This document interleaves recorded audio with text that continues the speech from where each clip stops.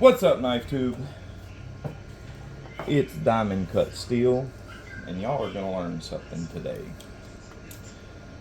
And that is my new intro. Y'all are going to learn something today, because you are. So, we're going to start videos off like that from now on, with you're going to learn something today. Now, my daughter, she's got her first little, job, after school job, and y'all can see, yeah, and of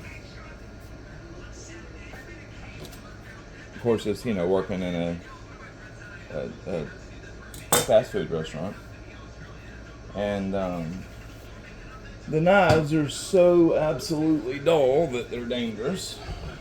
So her manager, she's like, please let me take these home so my dad can sharpen these knives.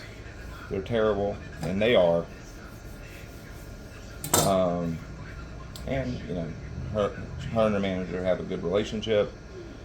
So she, take them home and get them sharpened for us. So I get to sharpen this piece of garbage and this not terrible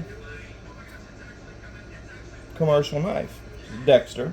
Actually, not bad cutlery right here. This is about as cheap as it gets, but fact of the matter is, we're gonna put an edge on them, and I'm gonna tell y'all a funny story. So we're gonna these have no bevel, like it looks like they used them on, they was using a pull through, and basically, yeah, it's just shaved all the steel off of it, and you have a completely round edge. I should put this on the belt grinder, but we're just going to form a new bevel on this 140, and we'll go from there. But story time. Really funny story, actually. As y'all know, me and my parents, or me and my father, are big hunters. We always have been, always will be. We're also big into offshore fishing and bass fishing. And when I was, can't remember exactly, I believe I was probably about 14. We have friends up in Wisconsin who own a large dairy farm, and these damn gnats drive me crazy. There's only a few left, but they're driving me nuts. Anyways, they own a large dairy farm, and they're really good family friends. My father's had business with them for many years, and basically they asked us if we wanted to come up and hunt their farm. And they have, like trophy class whitetail, like Boone and Crockett deer up there. So of course we're like, heck yeah, So we went up during archery season, and they were having their new house built. So they were staying in a pop out, like an RV with pop outs, and there was three of us, because a long-term family friend of ours went with us.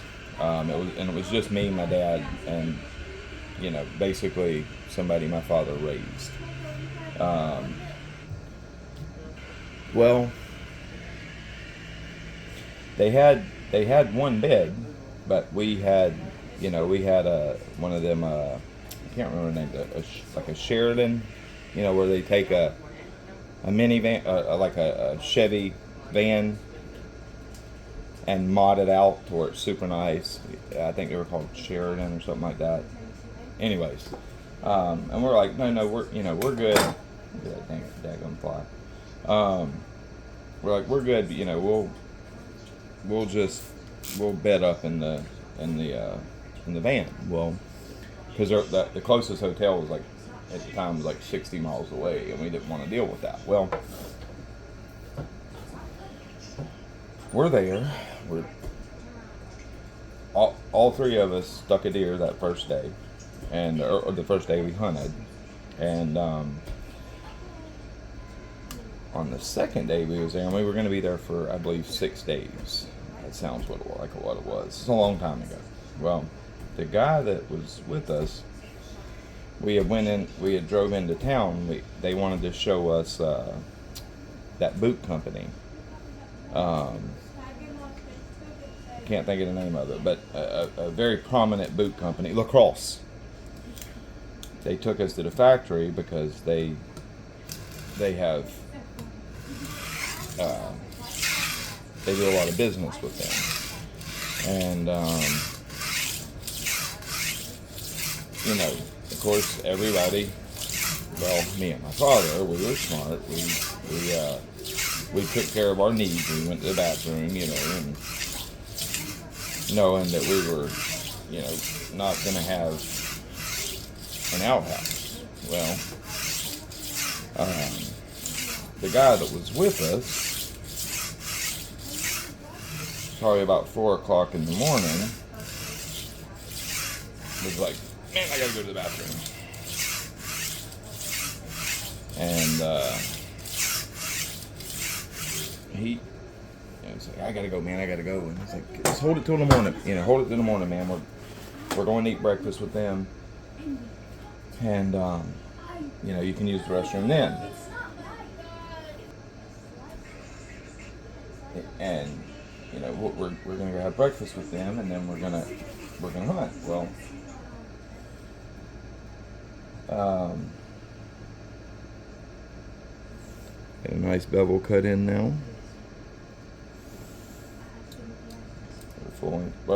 Because I know this thing's going to be really beat on, I'm probably running it around 20 degrees. Give a little bit more edge stability.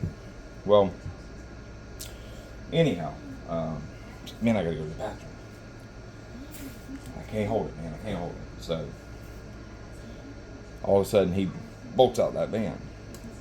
It's late. It's like 3 o'clock in the morning, and a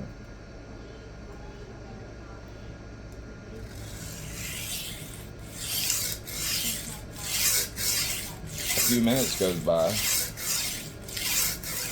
and we hear him, we hear somebody howling. It's the best way I can explain it. Oh, in one of them. I mean, loud, full on screaming.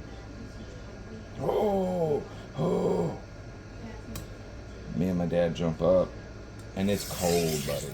It's cold. That night it was well below freezing, and the guy, run out there and looking for a place to drop it, and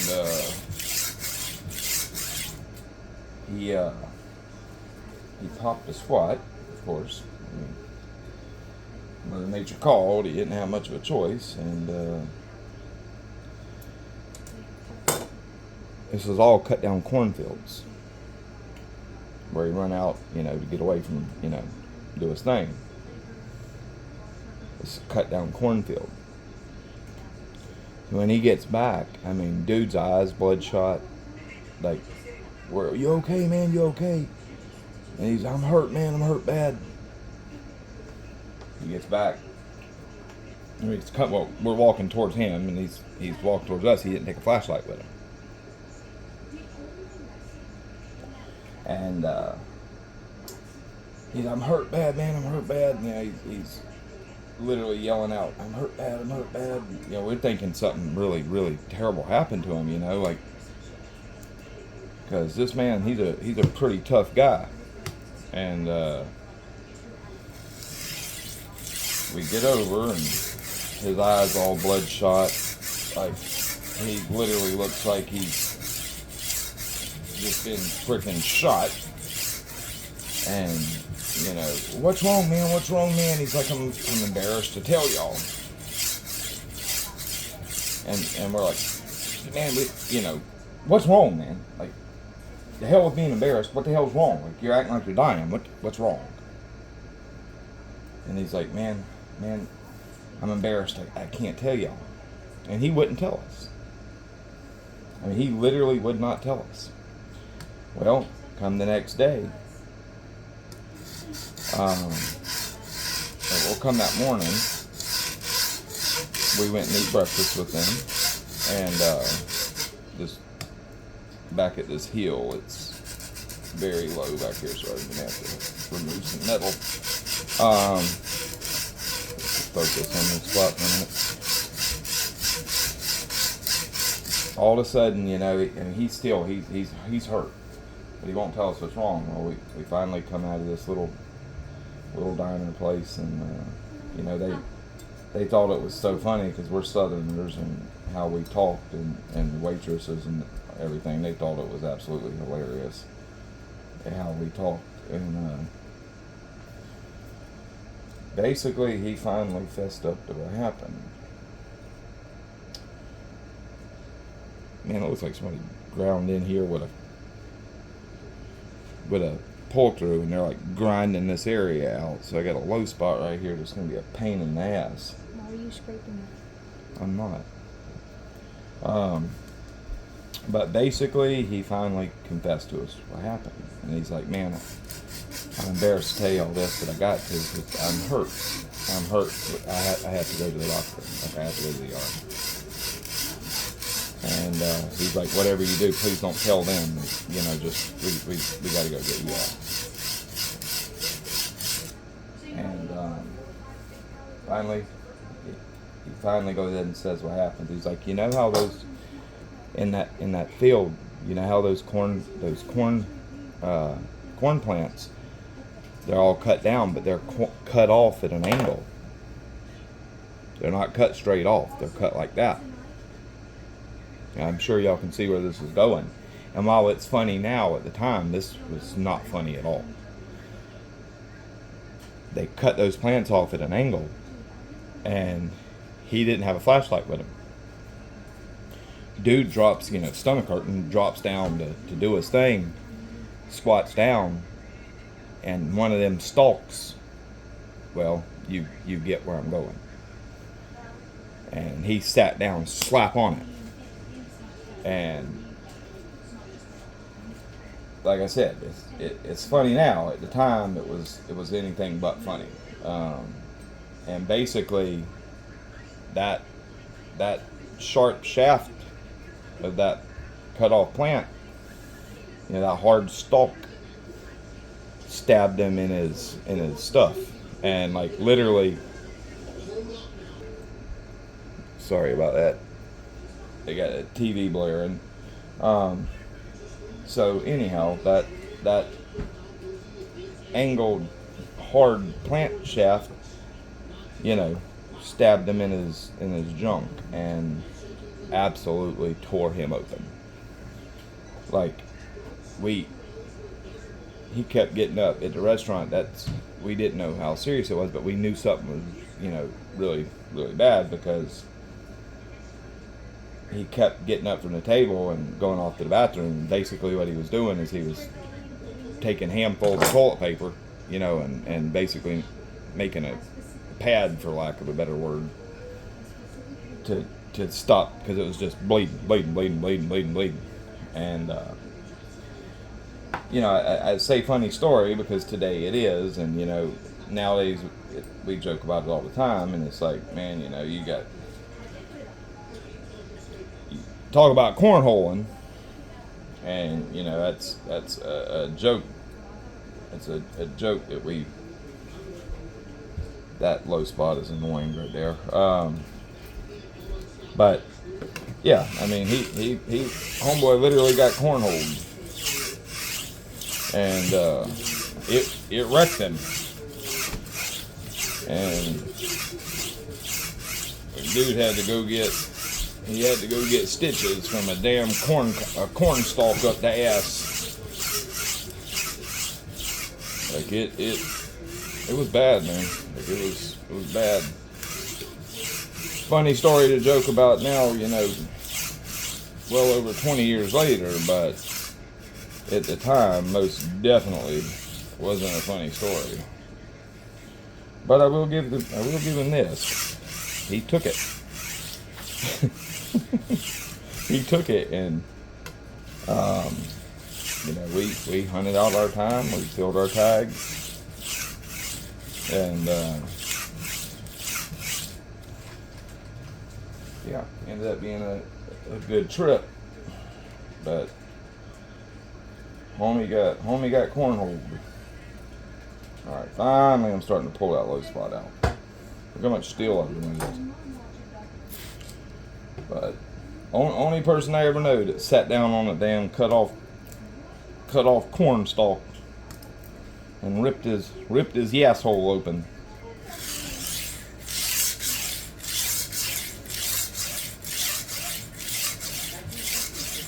And still to this day, he has not lived that down. Whoa, sorry, looking away. I see that was a mistake. That's what you call not paying attention to what you're doing.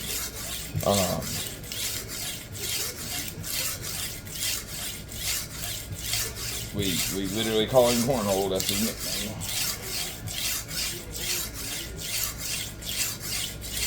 Cornholio.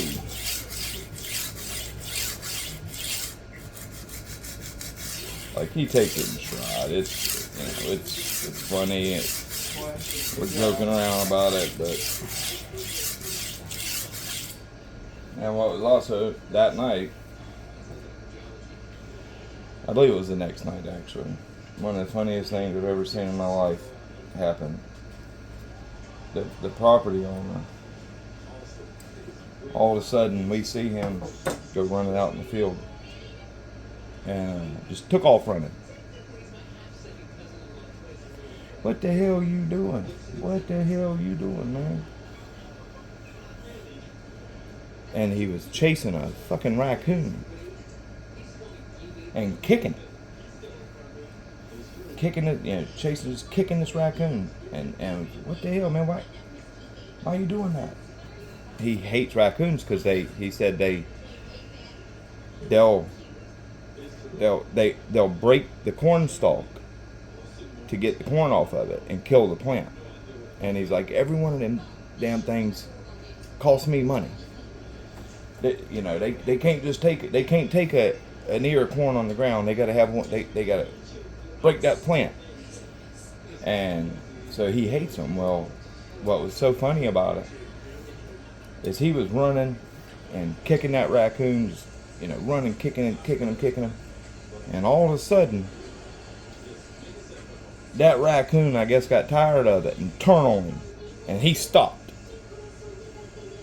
And they both standing there like a face-off. And finally, after like a few seconds, that raccoon turns and dips. And we was like, "What happened? Why'd you stop?" And he's like, "'Cause I ain't stupid. If that raccoon's going that way and I'm going that way, he's on the end of my foot." He's like, "But as soon as that raccoon is facing this way and I'm facing this way, that raccoon will be on my face." Ask me how I know.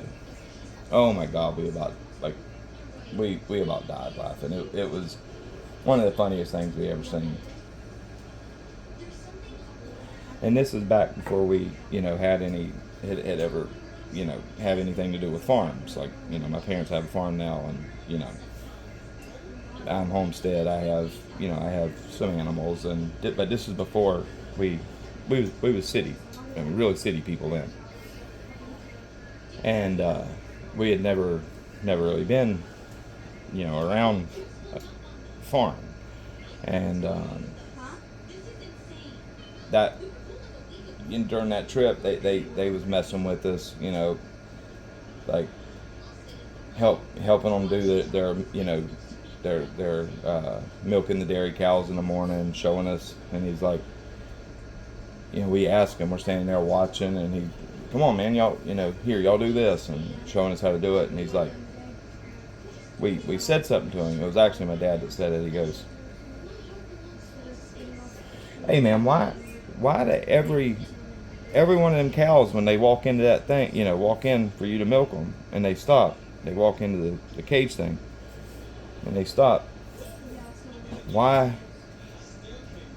do you lean forward and look at that cow? And he goes, because they're ladies.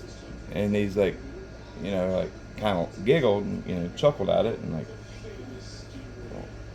he's like, well, if you reach up and just randomly grab a woman's chest, what's she going to do? Somebody you don't, just a random woman, you grab her chest, what's going to happen? She's going to slap the shit out of you. He's like, yeah, exactly. And those hooves hurt a whole hell of a lot worse than a woman's hand. And he's like, and we're like seriously? He's like, yeah. I lean forward, I look at that cow, she makes eye contact with me, and I milk. And then we, put the things on her to milk her. He's like, that one might not get you, and the next 10 might not get you. He's like, but you just you did, when that cow comes up, you just reach under there and grab her udders, put those things on her udders without her looking, and you're gonna get kicked. And he's like, that right there, that eye contact is basically an okay, do it. But you don't touch until you made eye contact with her. He's like, no kidding. So he's like, yeah, seriously. And one of the funniest things, something like still grossed me out to this day, because I was a kid, and it really freaked me out. Like I said, we were city slickers. We didn't have we definitely didn't have experience with can y'all see? Yeah, we didn't have experience with no farm stuff. Well, all of a sudden, one of the calves one of the cows is having a calf, and man, they're so daggum cute watching that little thing, and all of a sudden he runs over. We're watching it bird the calf, and it's kind of wild, but we kind of, all of a sudden he runs over there, and he starts like grab that calf and put his mouth over its snout, and we didn't know what he was doing, but I guess it had fluid in its lungs and it wasn't breathing. It wasn't doing what it was supposed to. So he runs over there and he's like puts his mouth over that cow's snout and sucking the snot and spitting it out. And it's like, oh, what the hell? Oh my God. One of the grossest freaking things ever that we ever seen. But he's like, yeah, man. He's like, sometimes, they're not breathing. You gotta do what you gotta do. And it was a really cool trip that we've seen a lot of stuff that was wild, and it with being city folk, we didn't really understand it. It was a totally foreign way of life, and that cow that had that baby, they comes over and he's got a pail and pours a glass, brings a glass over with a pail, and he hands it to me, and he's like, want some strawberry milk? And, like Nesquik strawberry milk. Well, I'm familiar with that. I'm like, yeah, sure. And he pours some of that milk that was in that pail into the cup, and he goes, there's strawberry milk. And I was like, this don't look like any strawberry milk I've ever had. And he's like, yeah, that's Farm Boy strawberry milk. And my dad starts chuckling, And he's chuckling, and they're like, go ahead. And me being an idiot, take a big old swig of it. And let me tell you, that wasn't no strawberry milk. That was definitely not strawberry milk. And of course I immediately spit it out. What the heck is that? Oh my God. And he's like, hey, you remember that cow that birthed that calf yesterday? Yeah. Well, they'll have blood in their milk for a day or two. That's farm boy strawberry milk. I was like, what the heck? I just drink frickin' bloody milk. I don't want no more of that.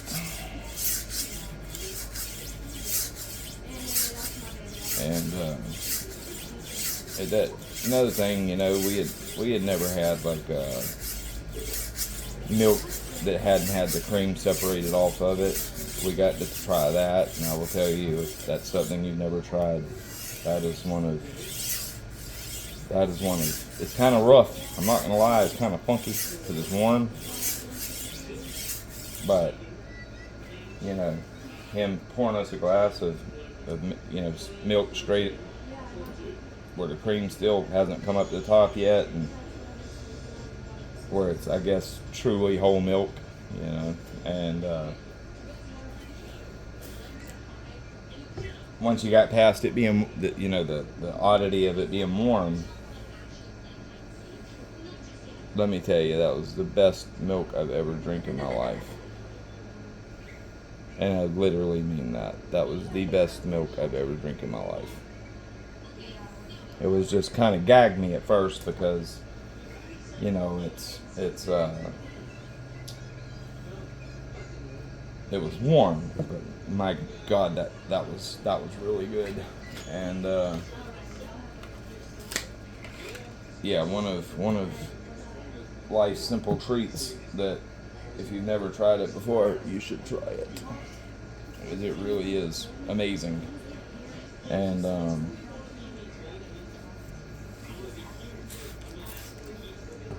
yeah, but that was a really cool trip. We all killed, our limit, got our tags. I killed a monster buck with, and that which I was very proud of, with a bow. And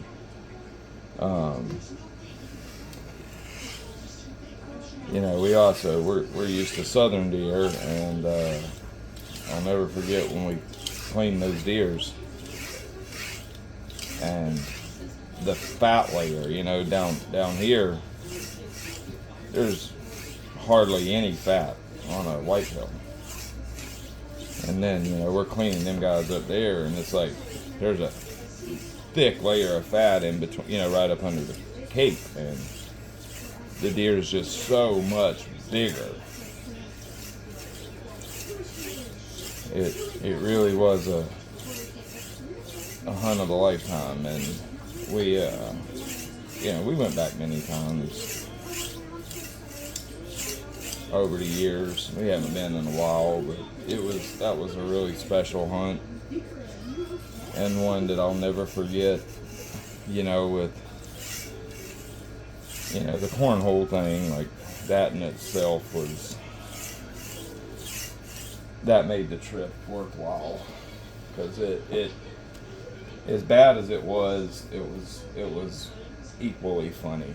And of course he was hurt, and he was seriously hurt, so it wasn't funny on that end. But at the same token, that sun's going down a little bit. Let me cut light.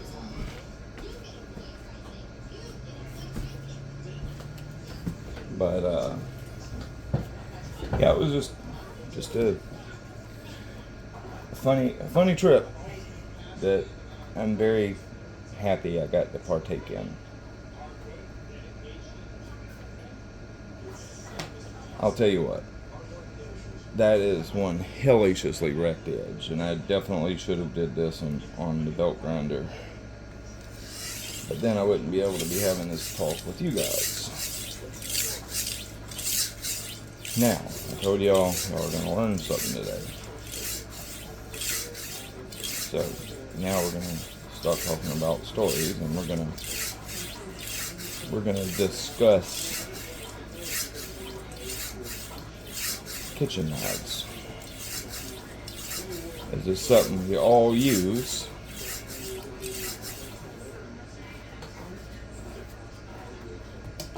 And I am the kind of person that I suggest to people to never, on a general use kitchen knife, take it above 1,000 grit. The first thing people want to do is go up to the highest grit they got, you know. And in my opinion, that is something that you should not be doing, not on your general use kitchen knives. Now, you may have, a specific knife that you want a very high grit on. That's fine. As long as it's for, say, if it's for, slicing sushimi or, thin slicing tenderloin or whatever the case. Okay, you might want a higher grit edge on that. That's fine. But for your general use kitchen knives, do not take them to above 1,000 grit. In fact, don't take them to 1,000 grit. Like this right here. This is a 100 micron stone. And this is going to be a excellent performing edge finish because it's going to have tons of bite. I am still removing steel right now because there's a slight low spot right here that I'm trying to get to. But if you leave your edges where they're at a fine enough grit to push cut nicely, but to where they have a very defined tooth structure, so they have a lot of aggression, but yet they have a high level of keenness. You will never want, once you get used to knives that cut that way, you will never want to use a different type of edge. Not for your general purpose knives, not for your chef's knives, your utility knives, your Santokus.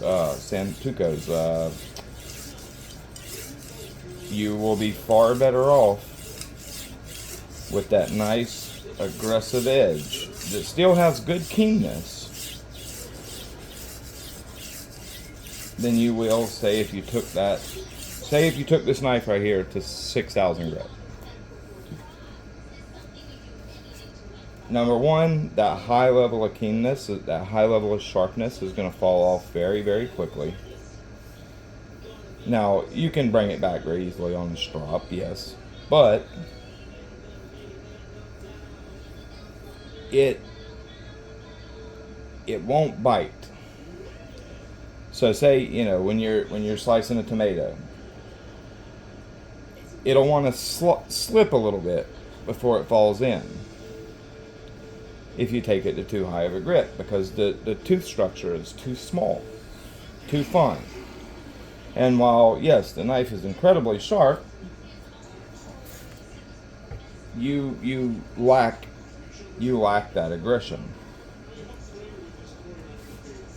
I know a lot of people that do it. It's a habit I try to break. And look, let's finish this knife at just 600 grit. Or even 500 grit. That's why I say, like, one of the most, for kitchen knives, one of the most versatile stones that you can buy is the Sharpening Glass 500. It is, in my opinion, the most perfect finish that you can get for kitchen, for utility knife, for a kitchen utility knife. Your chef's knives, your santukos, your paring knives, even like just for your general use tasks. That Sharpening Glass 500 is the best finish that you're gonna. It literally is a perfect stone. It's aggressive enough that it cuts very fast. You can clean up mild damage with it. But yet it's fine enough that you can finish on that stone and still have a very, very sharp edge with lots of aggression that's going to cut amazingly well. And it just, yeah, like, but 4 to 600 grit, that's the range you want to be in for your kitchen utility type blades. And if you're ever sharpening for, like a commercial kitchen like this, same deal. There's no line cooks out there that's going to care or want, a high grit finish on their knives that they're literally, beating to death. They want a nice aggressive finish that cuts good and holds up well. And there's a reason for that. It's because it makes their job easier. And it will make your job easier as a home cook. This tip is rounded over. I'm not going to mess with it. I'm not going to form a new tip. It's good enough. They're just going to break it off anyways. I'm not being paid for this. This is, just a bunch of kids using them, so it is what it is. That they don't. It's good enough. But we're ready. That low spot's cleaned up.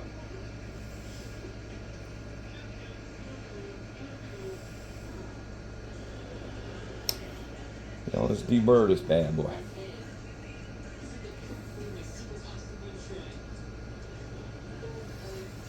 Got a nice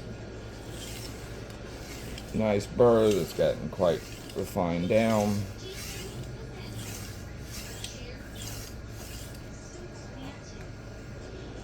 But yeah, just take my word and try it. I mean, you don't have to. If you don't like it, you can always change it. It's no problem. But give it a shot. Take your kitchen knives. I guarantee your wife will like the way they cut better too. Finish them at, 4 to 600 grit. Even like, say, if you got like a DMT 325, that's fine. Finish them on that.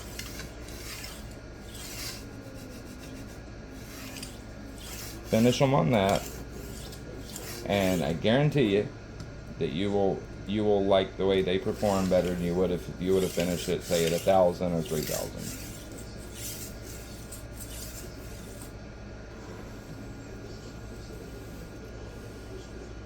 Like, in my opinion, for people that are learning to sharpen, people that aren't really into it, the single worst thing they can do is get a large progression of stones. A 400 and a 1,000, that's all you need. Until you really learn them inside and out. And for, your home cooking use, that 400 and 1,000 is going to cover literally everything you could ever need. Unless you're somebody who's, looking for specific type edges for specific knives, and then I understand, Say if you got a sushi knife and you want, a 10K mirror on it or 16K mirror, I get it. I'm speaking for the average home cook that's using their knives for, just cutting and not anything, and they're not trying to do any specific special things. They're just using their knives to cut veggies, to break down proteins, and that's literally all they need is That 400 is going to cover almost everything that they could need. And if they do need a little bit more refined edge, they got 1,000. And, you know, but the bread and butter stone is going to be the 400.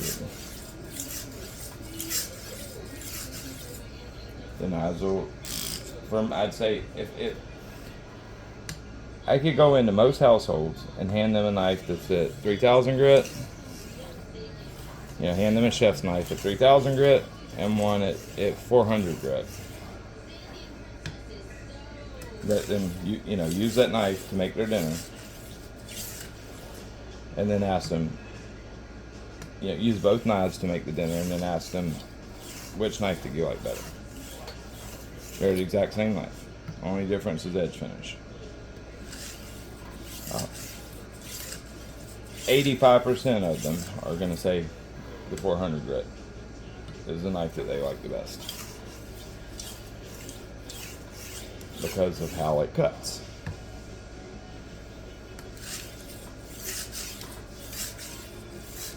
Now that's not to say that there's not a purpose for higher grit edges. There most certainly is.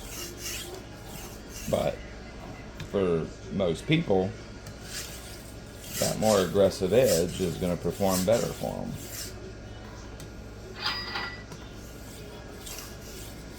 We're just refining that burr down. This is actually surprisingly not bad steel. I can feel the burr actually breaking loose.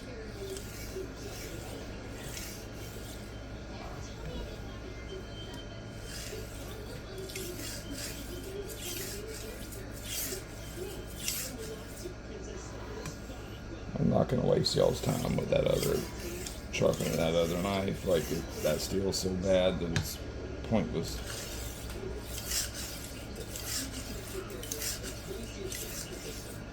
I'm using incredibly light pressure right now. That's right. I'm literally refining that burr away.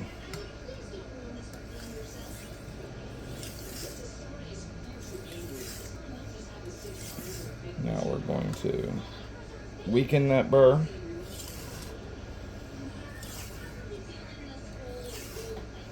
I've done felt a lot of it breaking loose anyways. Steel is actually better than I figured it was. I've sharpened a bunch of Dexter stuff, but you know, while some of it's pretty good, some of it's not. And this one is one that is pretty good. This knife is sharpening very nicely.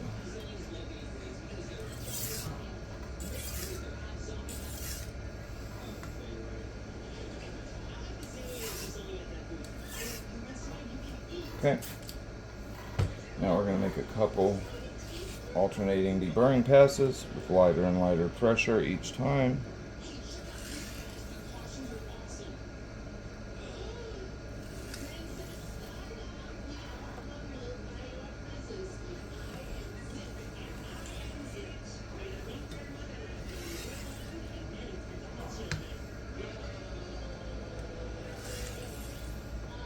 Like I said, we did this at a little bit higher, at around 20 degrees, because I know this edge is going to be abused, so we want to give it a little bit more stability.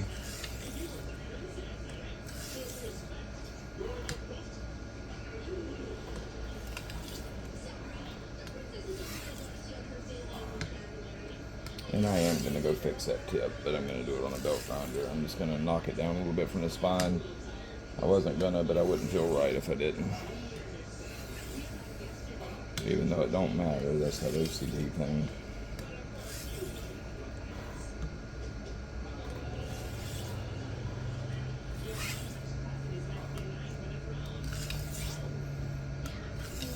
That feels pretty much deburred.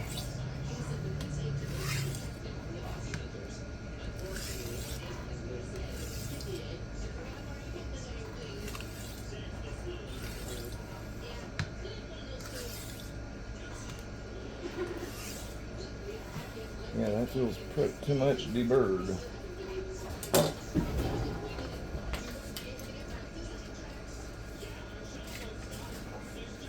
See if we got any burr left. Should be no catching. Oh, very nice. Very nice.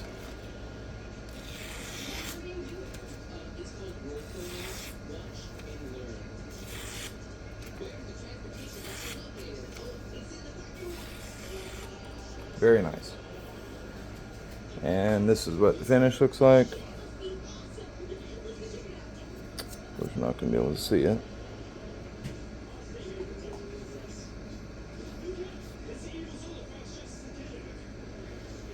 It's not going to show it. I really do got to figure out how to.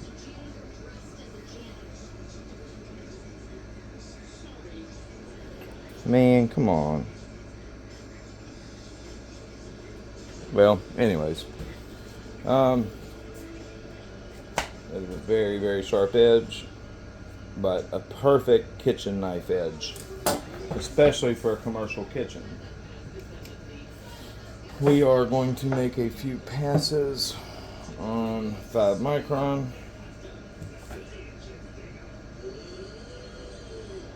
At exactly sharpening angle, just to bring up that upfront sharpness ever so slightly, but without polishing off any of those teeth.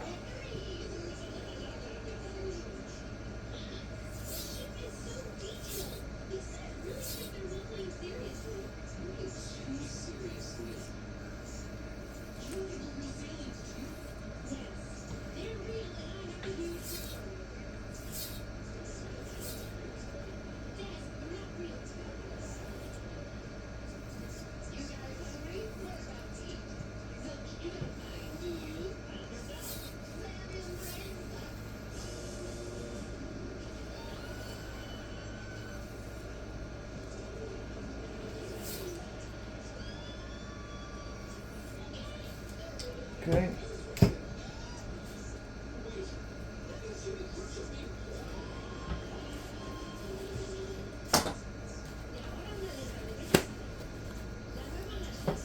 We should have nice.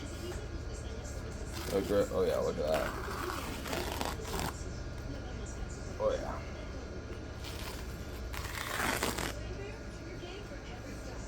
Nice and aggressive.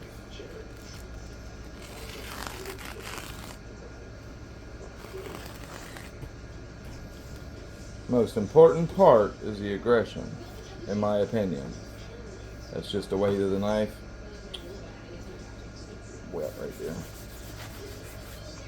That's just the weight of the knife. It will slice paper towel, no problem. Just the weight of the edge.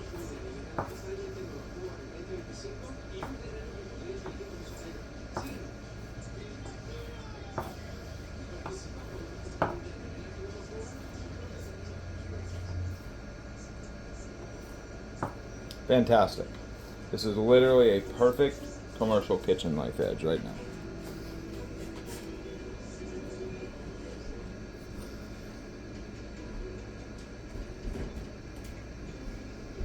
Alright guys, I'll see y'all on the live here shortly.